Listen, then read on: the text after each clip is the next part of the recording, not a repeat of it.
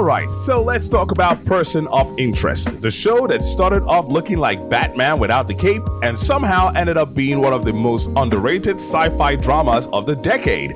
You've got a billionaire genius, a grumpy ex-CIA John Wick, and an AI that basically stalks you harder than Facebook ads after you whisper the word toothbrush. It's a crime show, it's a philosophy lecture, it's an action movie, sometimes all in the same episode. And the best part, it actually gets smarter as it goes. Most shows peak in season 1 and then limp along until cancellation. Person of Interest? Nah. It grows from case of the week fun into full-blown tech noir about AI, privacy, and what it means to be human in a world that's always watching. So, grab your hoodie, check for cameras in the room, and let's dive into why Person of Interest is still one of the best shows you probably slept on.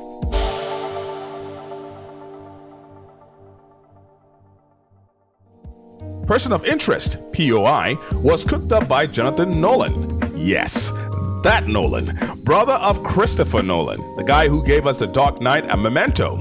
Apparently, filmmaking genius runs in the family like bad knees or male pattern baldness.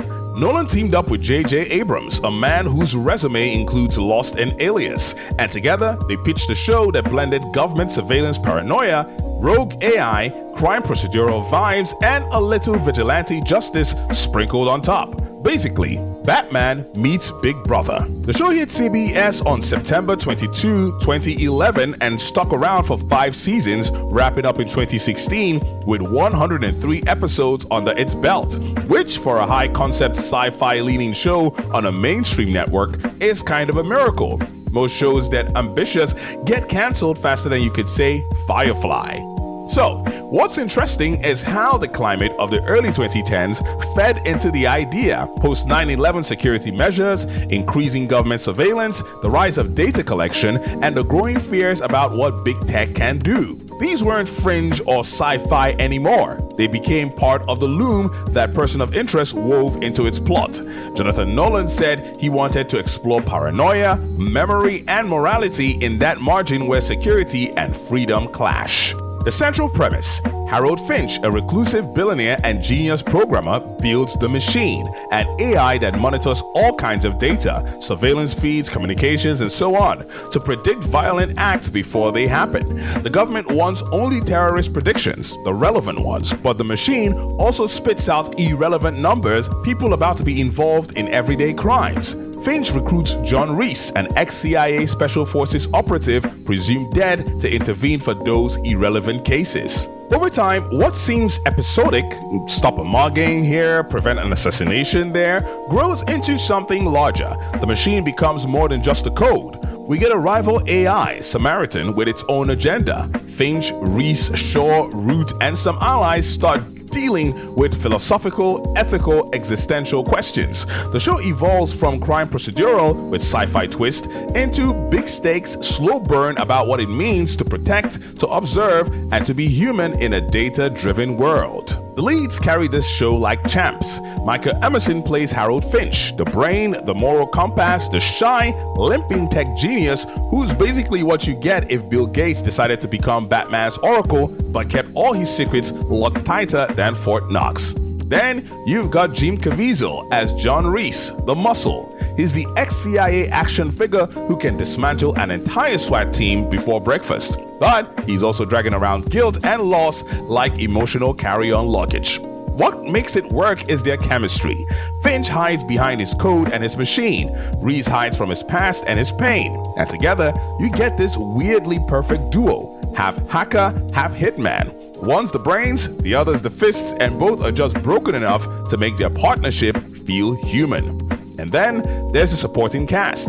Taraji P. Henson plays Detective Josh Carter in the first 3 seasons. She starts as just another NYPD cop doing her job, but slowly gets pulled into Finch and Reese's shadow war until she becomes the heart of the show. Kevin Chapman is Lionel Fusco, a crooked cop who gets roped in against his will and ends up as the reluctant comic relief / redemption arc. He's basically that guy you don't trust with your wallet, but somehow you end up rooting for him anyway. Amy Acker shows up as Root, a hacker who threatens the machine like it's a deity and flirts with it harder than most people do on Tinder. Sarah Shahi as Samin Shaw, the dry, sarcastic ex-government assassin who will save your life but absolutely make fun of you while doing it. And that's not even mentioning the rogues gallery of government agents, mercenaries, and big bads that keep the stakes sky high. This ensemble makes the show more than just a crime of the week. It's not just about stopping bad guys. It's about asking, who are we when we're being watched? Who are we when we're the ones watching? And what happens when the technology watching us knows us better than we know ourselves? Behind the curtain, the show was steered by Jonathan Nolan and Greg Plageman, and you could feel their fingerprints all over it. Early on, POI plays like a high-tech procedural. Numbers pop up, Reese shoots kneecaps, Finch limps away dramatically. But as the seasons roll on, Nolan and Plageman crank the dial into full-blown sci-fi thriller territory. AI gaining consciousness, the government weaponizing surveillance, and the terrifying question of what happens when your creation starts thinking for itself. The directors rotated, sure, but the show always kept a unified style. Those eerie shots from surveillance cameras, the machine's glitchy POV, the flashbacks that piece together hidden motives, it all gave the series a sense of visual identity.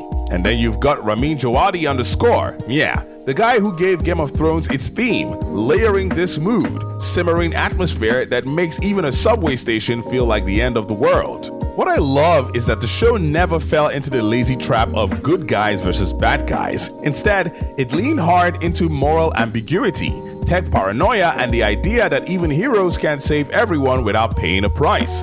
That's what made Person of Interest stand out. It wasn't just about crime fighting, it was about fighting consequences. Critics? Yeah, they were on board, especially as the show evolved. On Rotten Tomatoes, Person of Interest scores high across the board, and in some of the latter seasons, it even hit that rare unicorn status, a perfect 100%. Basically, the more the series leaned into its darker, serialized sci-fi side, the more critics went from, "this is neat," to, "holy crap, this is one of the smartest shows on TV." The pilot itself turned heads right out the gate. CBS News dubbed it a techno thriller and praised the combo of high-concept premise with powerhouse leads. Jim Caviezel brooding through New York and Michael Emerson being, well, Michael Emerson. Calm, precise, and quietly terrifying in his own way. From day one, the DNA of the show was clear. Brains, brawn, and a lot of paranoia wrapped up in a shiny network package. POI pulled a rare trick. It actually got better over time. Instead of flatlining, the stakes ramped up, the scope expanded, and the show stopped being shy about its sci-fi identity. If you love shows that are both brainy and action-packed, Person of Interest is gold. The emotional arcs are genuine. Finch's guilt, Root's obsession, Shaw's evolution, Reese's redemption. It doesn't shy away from asking the hard questions about surveillance, free will, morality, and the like. You come for the vigilante crime stuff, and you stay for the philosophical dialogue. So, that's Person of Interest. If you haven't watched it, give it a shot. And if you have, maybe rewatch it with this lens. How the machine views you. How much the show predicted our anxieties, how the characters changed when under pressure. And let me know your favorite moment or your favorite character from the show.